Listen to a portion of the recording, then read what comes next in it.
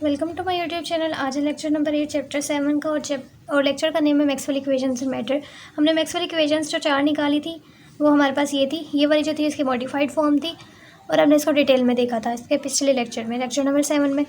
Del dot E is equal to rho over epsilon naught जिसको हम Gauss's law कहते हैं। Del dot B is equal to 0 जिसको हम किसी का कोई नेम नहीं है लेकिन उससे ये पता लगता है कि मोनोपोल एग्जिस्ट नहीं करता। Del cross E is equal to minus partial B over partial D जो हमें बताती है कि इंड्यूस इलेक्ट्रिक फील्ड प्रोड्यूस होती है by changing magnetic field. Fourth one है del cross B is equal to जो कि हमारे पास क्या है, मॉडिफाइड फॉर्म है एम्पियर्स लॉ की। अब क्वेश्चन ये आता है कि मैक्सवेल इक्वेशंस एंड मैटर, अगर ये 4 इक्वेशंस आ गए तो हम इनको क्यों पढ़े। तो ये चारों इक्वेशंस हमारे पास बिल्कुल ठीक है, लेकिन हम इनको मैटर्स के लिए हम क्या करते हैं, मैटर का मतलब क्या है कि मटेरियल्स जो होंगे, जब हमारे पास मटेरियल्स जो होते हैं इलेक्ट्रिकली और मैग्नेटिकली पोलराइज्ड हुए हो तो हमारे पास हम जो मैक्सवेल के इक्वेशंस हैं उनको दूसरी तरह लिख लेते हैं, वो कन्वीनियंट वे होता है। तो these all are correct but when we working with material that is electrically और magnetically polarize there is more convenient way to write them. Electrically polarize का क्या मतलब है, इलेक्ट्रिक पोलराइजेशन का मतलब क्या है कि जब कोई मटेरियल पोलराइज होता है तो वो क्या प्रोड्यूस करता है, बाउंड चार्जेस प्रोड्यूस करता है, सरफेस बाउंड चार्ज और वॉल्यूम बाउंड चार्ज और साथ में फ्री चार्जेस भी होते हैं। तो बाउंड चार्जेस प्रोड्यूस करता है वो। और मैग्नेटाइजेशन का मतलब क्या है, या फिर मैग्नेटिकली पोलराइज भी बोल सकते हैं। तो उसका मतलब क्या है कि मटेरियल मैग्नेटाइज हो चुके हैं और वो क्या प्रोड्यूस करेगा, बाउंड करंट्स प्रोड्यूस करेगा। इस टॉपिक में हमने फाइंड आउट क्या करना है, हमने ये देखना है कि जब हम चेंज करते हैं इलेक्ट्रिक पोलराइजेशन को तो उससे क्या होता है, बाउंड चार्जेस जो होते हैं फ्लो करते हैं। ये गौर से बात सुनना कि जब हम पोलराइजेशन को क्या करते हैं, चेंज करते हैं, मींस कि अगर हम पोलराइजेशन को क्या करेंगे, चेंज करेंगे तो हमारे पास बाउंड चार्जेस जो होंगे वो फ्लो करेंगे। और जैसे ही बाउंड चार्जेस फ्लो करेंगे तो उनके फ्लो करने की वजह से क्या प्रोड्यूस होगा, करंट प्रोड्यूस होगा जिसको हम JP बोलेंगे। ठीक है, पोलराइजेशन को इंक्रीज़ करने से क्या होगा, बाउंड चार्जेस फ्लो करेंगे और बाउंड चार्जेस के फ्लो करने की वजह से करंट प्रोड्यूस होगा जिसको हम क्या बोलेंगे, JP।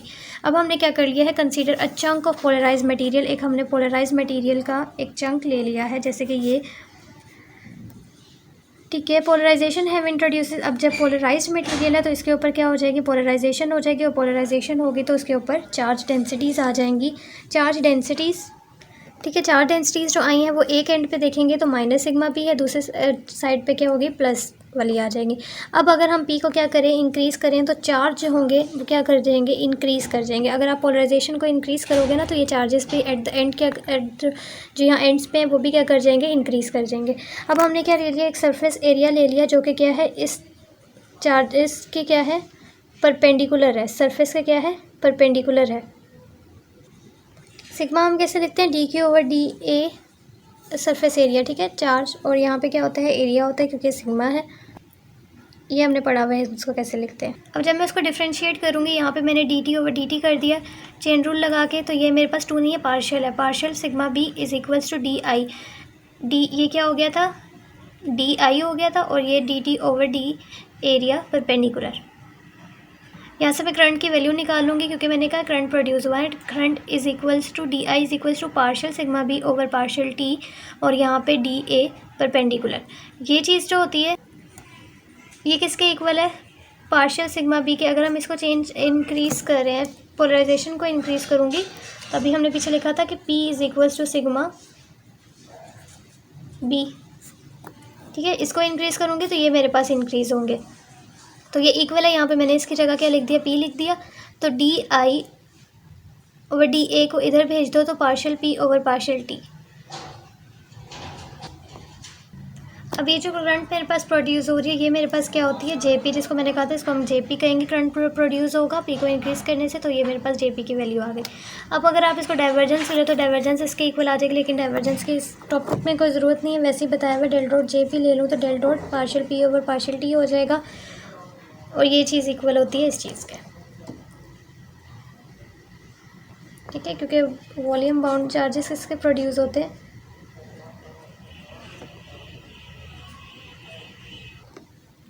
ठीक है, क्योंकि ये J में आ गई है इसलिए मैंने इसको डेल करके लिखा है ताकि मेरे पास यहाँ पे P की बजाय रो भी आ जाए, वॉल्यूम बाउंड।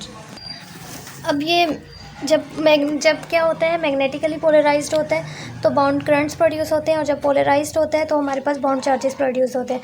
तो ये एक्चुअली अफेक्ट कर रहे थे मैक्सवेल इक्वेशंस को। इलेक्ट्रोस्टैटिक में हमने देखा कि जैसे ही हम एक मैटर को इलेक्ट्रिक फील्ड में रखते हैं तो पोलराइज्ड हो जाता है, पोलराइज्ड होता है तो वो बाउंड चार्जेस प्रोड्यूस करता है, और वो बाउंड चार्जेस इसके इक्वल हमारे पास ये प्रोड्यूस होते हैं। अगर हम टोटल देखें तो क्या है, बाउंड चार्जेस प्लस एक फ्री चार्जेस भी होते हैं, तो टोटल चार्ज डेंसिटी किसके इक्वल होगी, उन बाउंड चार्जेस के। बाउंड चार्जेस आगे से आपके पास सरफेस और वॉल्यूम दोनों हो सकते हैं, प्लस रो एफ। मैग्नेटोस्टैटिक में अगर आप देखें तो मैटर जो है वो, उसको किसी भी मैटर को मैग्नेटिक फील्ड में रखोगे तो मैग्नेटाइजेशन होती है, मैग्नेटाइजेशन से बाउंड करंट्स प्रोड्यूस होते हैं। बाउंड करंट आपके पास क्या है, डेल क्रॉस एम। और अगर आप टोटल करंट डेंसिटी देखो तो J F plus J B होगा, साथ में आपके पास क्या आएगा, पोलराइजेशन वाली, जो कि अभी हमने इसकी वैल्यू निकाल ली। ठीक है, इसलिए वैल्यू निकाली थी ताकि यहाँ पे पुट कर सकें। अब आपके पास क्या होगा, पोलराइजेशन। अगेन इसकी वही है कि जब आप पोलराइजेशन को इंक्रीज़ करते हो तो बाउंड चार्जेस प्रोड्यूस होते हैं, बाउंड चार्जेस फ्लो करते हैं, और जब बाउंड चार्जेस फ्लो करेंगे तो उनकी वजह से करंट प्रोड्यूस होता है। मैग्नेटोस्टैटिक में हम पढ़ते ही करंट है, तो उनकी वजह से भी करंट प्रोड्यूस हुआ, इसलिए हमारे पास एक ये वाला करंट भी होगा जो कि पोलराइजेशन की वजह से हुआ। अब पिछले किसी केसेस में हमने जेपी क्यों नहीं लिखा था, क्योंकि इसमें पोलराइजेशन क्या होती थी, कांस्टेंट होती थी। इसमें हमारे पास मटेरियल जो है पोलराइज्ड है। तो अब मेरे पास मैक्सवेल इक्वेशंस क्या हो जाएंगी। पहली मैक्सवेल इक्वेशन क्या होती है, del dot E is equal to rho over epsilon. इसमें रो आ रहा है तो इसमें अफेक्ट होगा। Del dot E is equal to epsilon not, rho रह गया। रो मेरे पास क्या था, टोटल डेंसिटी हमने निकाली थी कि रो एफ प्लस रो बी होती है।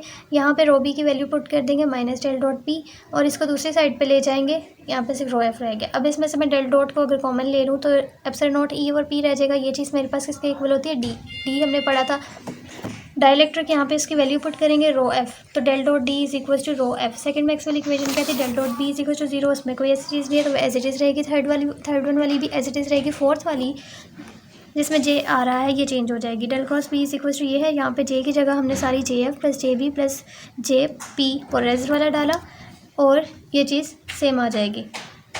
म्यू नोट को कॉमन ले लिया था।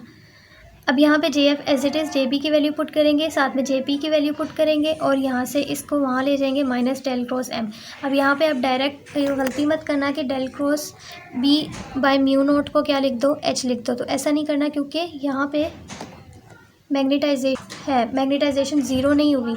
वो उस वक्त आप कर सकते हो जब आपके पास मैग्नेटाइजेशन ज़ीरो हो, तो आप बी बाय म्यू नोट को एच लिख सकते हो, लेकिन यहाँ पे हम डायरेक्ट नहीं लिख सकते। यहाँ से हम डेल को कॉमन लेंगे तो B by mu naught minus M is equals to J F plus, इसको अगेन ये चीज़ क्या है, डी की वैल्यू पुट करेंगे।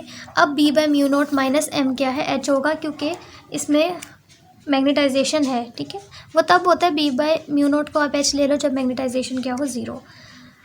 तो एच जो हमारे पास ऑक्सिलरी फील्ड होती है इज इक्वल्स टू ये आ गया। तो अब हम मैक्सवेल इक्वेशंस को कैसे लिखेंगे, del dot D is equal to rho F जो कि गॉसेस लॉ था। सेकंड वन वाला हमारे पास del dot B is equal to zero, जिसका कोई नेम नहीं था, वो एज इट इज़। फर्स्ट वाली देखो मॉडिफाइड हो गई है, थर्ड वन वाली भी ऐसी है, फोर्थ वन हमारे पास क्या हो गया, मॉडिफाइड हो गई है। तो ये हमारे पास अब मैक्सवेल की इक्वेशंस है for matter. I hope you understand this lecture. Thank you so much for watching. अल्लाह हाफिज़।